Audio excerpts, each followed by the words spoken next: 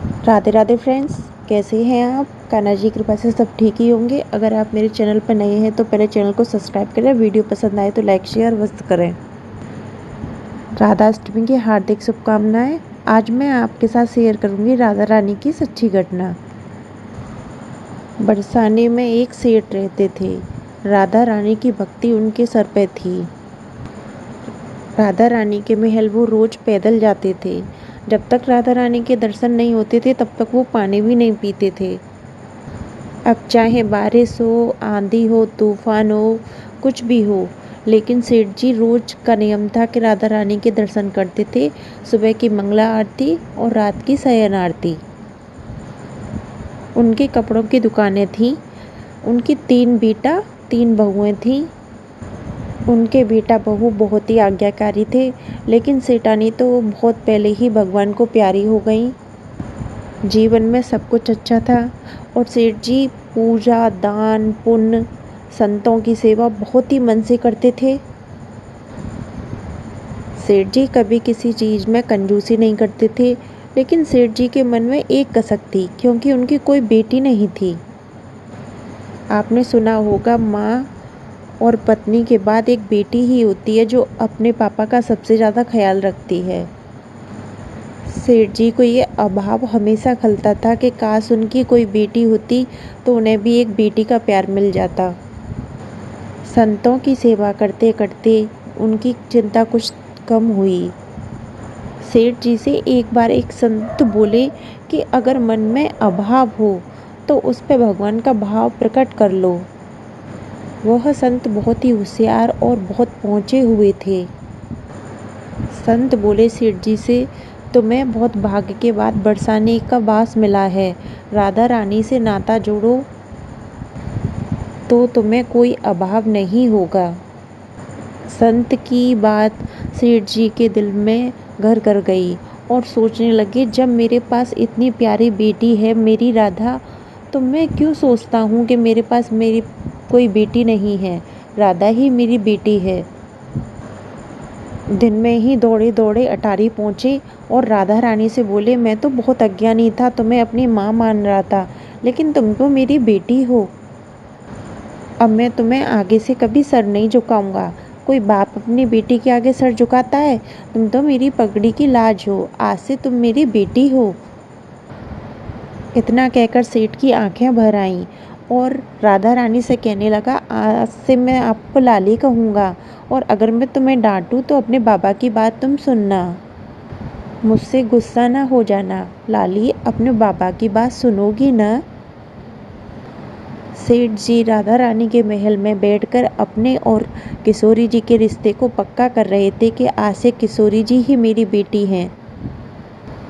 तभी पुजारी जी ने एक भक्त के द्वारा चढ़ाया हुआ राधा रानी का बहुत सुंदर चित्र सेठ जी को दे दिया।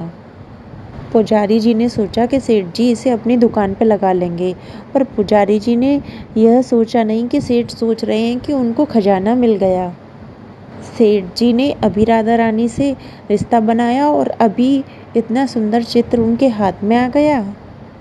जैसे हम किसी से मन्नत मांगती हैं कि हमें बच्चा मिल जाए, वैसे ही राधा रानी का चित्र मेरे हाथों में आ गया। सेठ जी की खुशी का ठिकाना ही नहीं था। सेठ जी बहुत खुश हुए और बोले, लाली, मैं जा रहा हूँ, अपना ध्यान रखियो।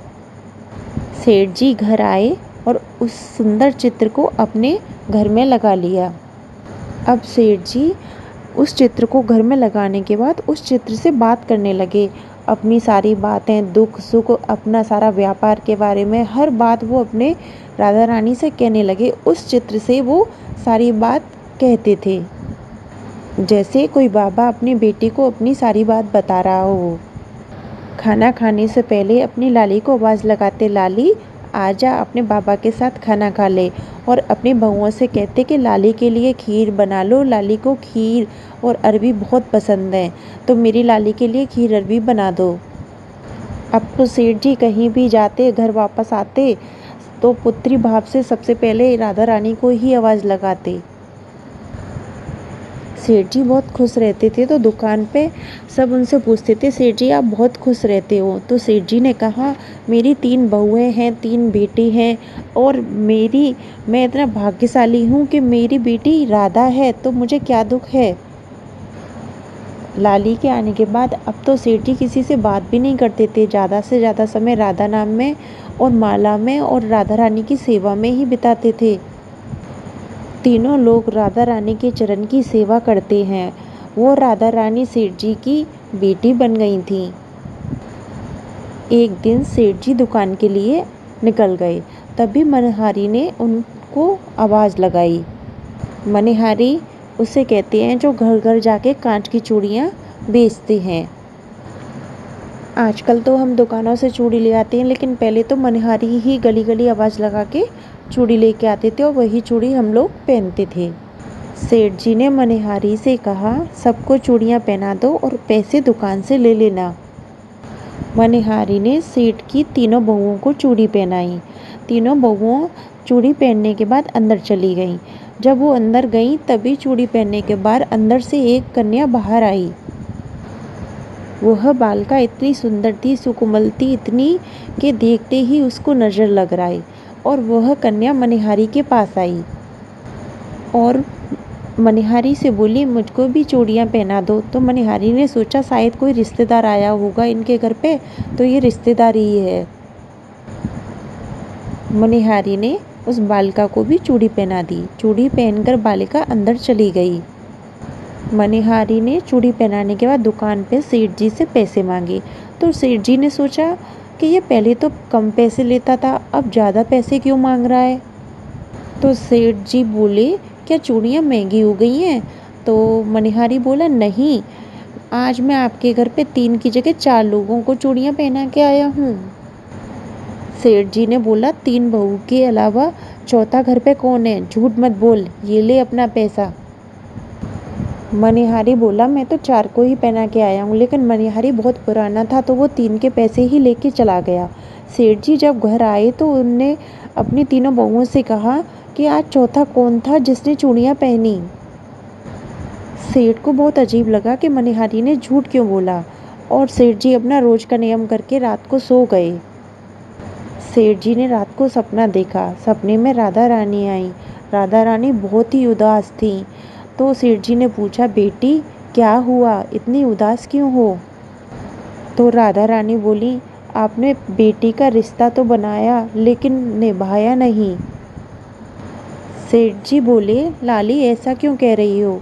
तो राधा रानी बोली, मैंने अपने पिता का घर समझ के मनहारी से चूड़ी पहन ली और आपने तो उसको मेरी चूड़ियों के पैसे भी नहीं दिए। इतना कहकर राधा रानी रोने लगी।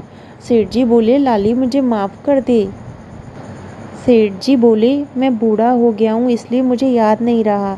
राधा रानी रोते हुए बोली, 3 बहुएं याद रहीं लेकिन एक बेटी आपको बाबा याद नहीं रही। राधा रानी रो रही थी। अपनी लाली को देख सेठ जी भी बहुत रोने लगे।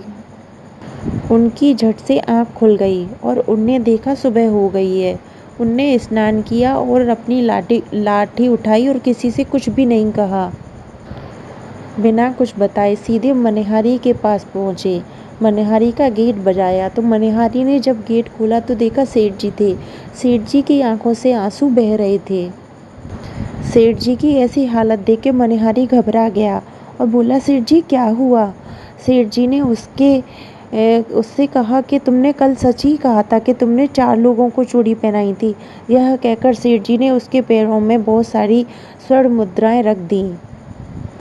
मेरी बहुओं के अलावा मेरी बेटी राधा भी तुमसे चूड़ी पहनने आई थी।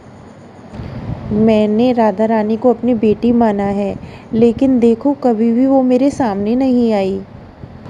तुम बहुत भाग्यशाली हो जो तुमको राधा रानी के दर्शन हुए। मैं इतने दिन से उनके दर्शन को तरस रहा हूँ और तुमने एक ही बार में उनके दर्शन कर लिए। तुम बहुत धन्य हो, बहुत भाग्यवान हो। यह कहकर वो फिर से रोने लगे। तुम्हें चूड़ी का जो भी दाम लेना है मुझसे ले लो। मनहारी सेठ जी की बात सुनता रहा और सेठ जी की बात सुनने के बाद उसकी भी आंखों से आंसू बहने लगे। मनिहारी ने सोचा, जब मुझे खुद ही राधा रानी के दर्शन हो गए तो इससे ज़्यादा अब मुझे कुछ नहीं चाहिए। मनिहारी ने सेठ जी के आगे हाथ जोड़कर कहा, आपकी वजह से मुझे राधा रानी के दर्शन हो गए। सच्ची में मैं बहुत भाग्यवान हूँ। अब मुझे ज़िंदगी से कुछ नहीं चाहिए। उस ऊंची अटारी वाली को देख लिया, अब मुझे कुछ नहीं चाहिए। तो ये थी मेरी आज की सच्ची घटना। बोलो राधा रानी की जय, बरसाने वाली की जय, अटारी वाली की जय। अगर आपको मेरी ये वीडियो पसंद आई तो आप कमेंट में राधे राधे ज़रूर लिखें। और हमारी राधाष्टमी की कथा, आज राधाष्टमी है इसलिए मैंने राधा रानी की कथा डाली है। राधाष्टमी की हार्दिक शुभकामनाएं। राधे राधे।